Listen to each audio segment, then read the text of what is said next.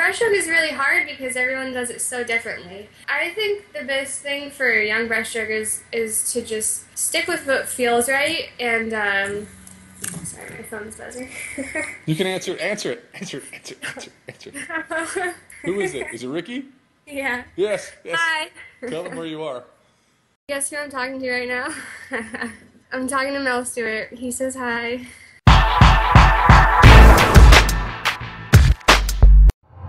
Rebecca Soni, the Olympic media darling who stunned the world back in 2008 in Beijing, defeating the Aussie defending champion in the 200 breaststroke, Liesl Jones, and doing it in world record time. In 2009, at the World Championships in Rome, she added a world championship title and another world record to her resume in the 100 breaststroke. Rebecca, you are pro now, signing corporate partnerships to support yourself in training, but you're living that pro lifestyle, globetrotting, going here and there and all over the place, really, and to Austin, Texas, my hometown. Now, why on earth would you do that? Well, I guess it's because my boyfriend lives there. I'm dating Ricky and he swims there, so I get to come visit your lovely city and spend a little time in the hot, humid mess that goes on down there. You're right, it's hot and humid, but Ricky's worth it. Talk to me about Arena. I know that's a significant partnership for you. Did you just do your first photo shoot?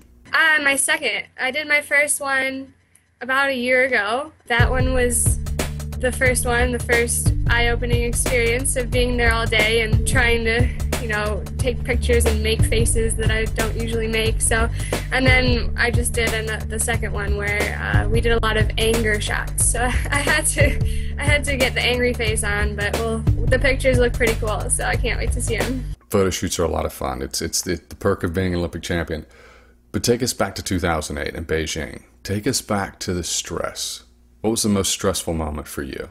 It was very nerve-wracking before the 200 breast. For some reason, it's always been easier in the 100, and maybe because I've always just had fun with the 100, it's never been the big stress point, and the 200 is like almost what you're preparing for by swimming the 100. So, went in and out of the 100 painlessly, and then here comes the 200, and I was nervous for like 48 hours straight beforehand. Like the morning that we woke up, I remember I could, typical, couldn't eat, like can't stop shaking, and then it was actually kind of funny, how you sit in the ready room in the back and you're just sitting there shaking with everybody else. Everyone's all nervous and making each other nervous. But for some reason, as soon as we walked out on deck, all the nerves just left me, and I just luckily that this happened. I don't know how or why, but it did, and I was able to just know that I was going to swim the race I was planning to swim. You don't know how the nervousness left you? No insights there? For some reason, I just knew that it was going to be fine, and gosh, I wish I could do that on cue. What was going through your mind on the medal podium? I was trying not to cry when the national anthem was playing. So some people told me after, like, why aren't you smiling? And I was like, at least I wasn't bawling. Like, I held that part in, but it was just, pure joy. After so much success in Beijing, did you consider giving up your collegiate career, going pro? Very shortly. I knew that coming off of the Olympics was going to be a little bit of a difficult year just to get back into it and to get straight back into it. But I decided that that's what I wanted to do. I, committed to USC, and I was not really in a rush to hurry out of it. You wanted the full college experience. Yeah, definitely, and the whole thing. Then I had 3 great years there, so I just wanted to keep it going because I know it ends, and I wish I was still in it right now. So I'm really glad that I got to stay where I was. Tough question. Rebecca, I have to ask you at least one tough question. 2010's been a great year for you.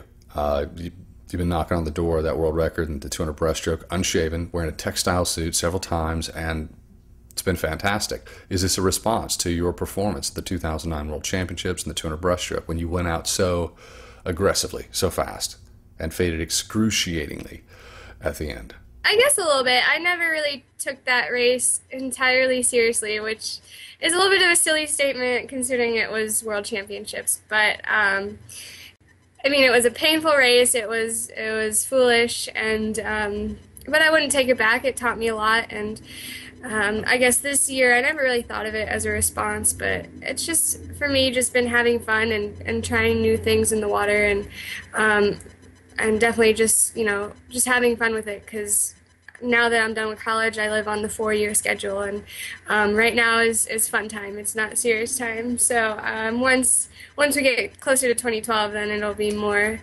serious racing. But I guess good things happen when you're just enjoying the moment. We want you to keep enjoying the moment, especially after this season. It's working for you. National championships are on deck. What are your goals going into the competition? Obviously, I want to make the teams that are being selected, but nationals is just the stepping stone to get to the next point. So just going in and having fun with it, and really excited that it's in Irvine. It's, right here. So it's almost hometown, but it'll be really fun to have everyone and see everyone again.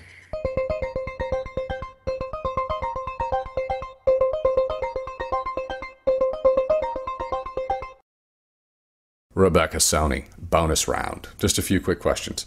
I know you're pro now. You're doing swimming clinics. What is the nugget of wisdom that you share with kids and master swimmers when you're talking to them and working with them on breaststroke? I think the most important thing, it's not about what your hands are doing, and it's not about your kick.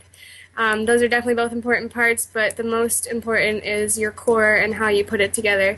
The timing of the stroke, and you could have a great kick, but it can be only half as good in the stroke if you don't time it right with your arms. So it's all about timing. It's all about your lower back and your core strength. When you're not swimming, what are you doing?